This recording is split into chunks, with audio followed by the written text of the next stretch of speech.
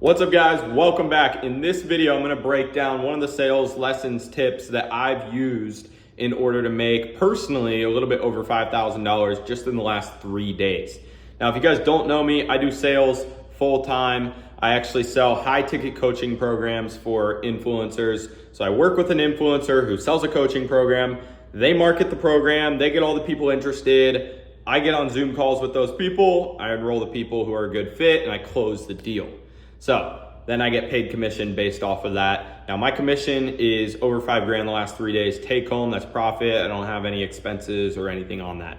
That's part of why I like high ticket sales so much. I talk about it a lot on my channel, but in this video, I'm breaking down the strategy that I've used to handle some objections recently, which I think is really, really powerful. I've been using it and it's been working very, very well. Been closing a bunch of deals. This is something that I've used a lot over the last few years as I've been closing deals. And so I want to talk about it. Basically, when we get to the end of a sales call and everything lines up, but a prospect is uncertain, that's usually the reason why you hear things like, I need to think about it. I need to talk to my husband or wife. I need more time to just sit on it. I'll make decisions on the spot. That's a lot of money. Like all of these things at the end of the day, a lot of times boil down to uncertainty, right? Uncertainty that they're going to get a result for one of two reasons. One, they don't trust you, or two, they don't trust themselves, right? And so what do we need to do to close the deal? A lot of people think that we need to try and figure out the best way to talk to their wife. Try and figure out why they have questions so they don't really need to go sit down by themselves. Instead, you can just answer them. All of that is like a bunch of fluff. It kind of sounds good a little bit, but in practice, it doesn't actually work. Right? What works is being human with people and also following that with a process. So my process is very simple. I like to pace, isolate, handle an objection. Pacing it is, hey, I want to think about it. Got it. All right. Isolate is isolating the real objection, right? And I know you said you're like a 10 out of 10 earlier. Is it mainly like you just want to sit with it, or what's going through your mind? Yeah, I just want to sit with it. Got to weigh out how much money it is. Got it. Price completely aside, are you like a 10 out of 10 on just the process? This is something you 100% want to do? If finances didn't matter at all, this would make sense. I don't know. Yeah, I would say, yeah, I would do it then. It's mainly just, I'm a little bit scared, I guess, around the investment, right? A little bit scared. This is a big risk for me. This is a big leap. I've never done something like this, right? Now you've isolated out the objection of fear. At the end of the day, it's fear. Right? It's not the fact that the program costs X amount. It's not the fact that they want to talk to their spouse, that they need more time. It's just fear. They're fearful. And you'll literally have prospects open up to you and tell them you're fearful. Now, this is where the reframe comes in. This is where the effective part comes in, where you actually close them. And it's getting them to understand that, look, fear is completely normal.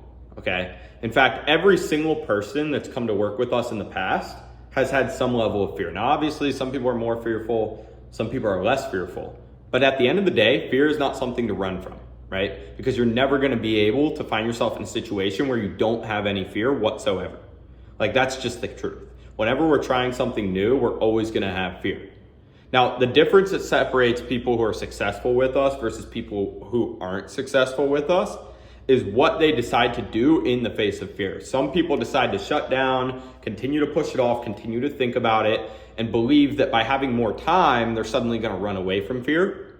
While other people understand that at a certain point, they need to face fear head on, and the only way forward to get to their dreamland, XYZ goal, is to face that fear and make a decision, even having the fear, because they trust in themselves at the end of the day. Out of those two, which one does it make most sense to make a decision based off of, given that you want to hit XYZ goal? Now, what this is going to do is remind them of what their goal is and remind them of what it's actually going to take to get to their goal. And truthfully, if you've built up their goal to the point where they really want to accomplish it and they're all in on getting to that goal, like you should have throughout the discovery and throughout your pitch, the rest of the call, if you've nailed that, then reminding them of what their goal is, reminding them of how they want to get there or how they have to get there is going to be the next step to actually close them. People need to see the game plan. They need to see the vision. They need to see the path to reach their goal. And if you make it in their mind to the point where they see no other option then moving forward in order to reach their goal, that's when people are gonna take action. That's when you're gonna close deals. It's when people see multiple routes. It's when people see, maybe I'll just do this on my own. Maybe I'll go with a competitor.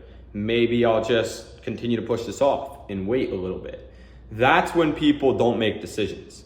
And so when you make them understand, hey, this fear is not going anywhere, this fear is gonna sit here, you need to make a decision with this fear, that's when you're gonna get them, that's when you're gonna close deals, that's when you're gonna make a lot more money as a sales rep. I'm telling you guys, this is coming from experience, closing like 50% on an offer, where there's other people closing 15, 20%. Like, this is coming from the perspective of someone who is outperforming other people. So if you guys are in sales or thinking about getting into sales, take this and run with it. Take these objection handling tactics all the way throughout your career. You'll be much more successful.